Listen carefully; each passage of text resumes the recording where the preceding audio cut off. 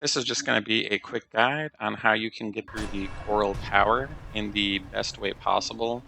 The first thing that I would recommend is that you've done both of the Alchemist quests and that you are going to be an Architect. So the reason for that is because we're going to put ourselves in a regenerative state by taking as many plasmodiums as you have life bars. So for me in this case, I had 9. So what I do is I take the first 6, I press up in circle, which recrafts my tools, and then I take another 3. So all my hearts at that point will start glowing blue, which means that I'll just be regenerating the whole fight. This, however, makes your silk useless because you can no longer bind and get anything out of it. So what I do is I throw on the fire lamp situation and the ice crystal for the after image.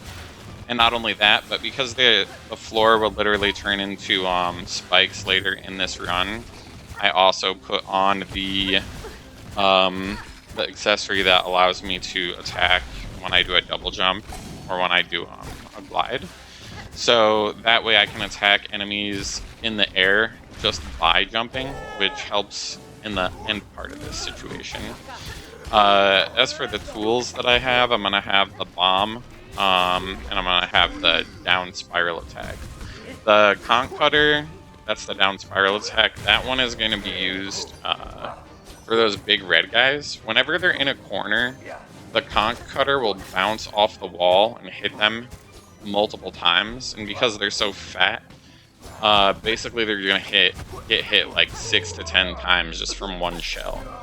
Sometimes you can even kill them with one shell, which is pretty crazy. You're definitely gonna want to have the dice because that will negate some damage here and there when you get lucky. I know some people were worried about getting the dice from playing the luck game, but when you get to Act 3, which is where this fight is, he actually dies, and the dice are there, so you don't actually have to engage with his annoying luck mechanics. Anyhow, that's kind of the bread and butter for this setup, so if you find yourself in a situation where you've been harmed, I would try to kill the enemies down to 1 or 2 left, and then you're just going to let yourself heal over time while avoiding attacks.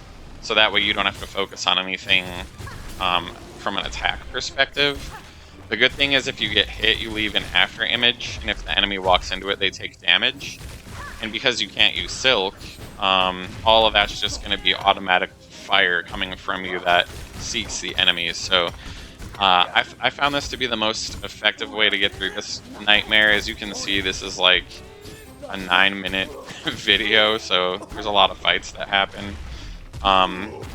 If you're in a situation where you can attack the really weak enemies individually to build up silk so that you can keep spewing fire, I would do that. But it seems to me like it might not be 100% necessary because of the silk hearts, since you'll regenerate 1 to 3 depending on how many silk hearts you have automatically.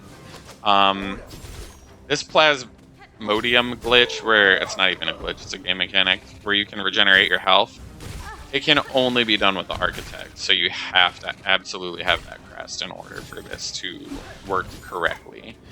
When you get to near the end, you're going to want to break that huge shell, because it'll give you some backtracking, and I would not use the same setup for the boss. I'm actually going to do a different video for the boss all on his own, because you can actually go back down that hole. You can leave. There'll only be 1 battle royale before the boss fight, and then you can come back with a more boss appropriate setup. I hope you found this helpful. Please like and subscribe, and we will catch you in the next one. And enjoy the rest of the video.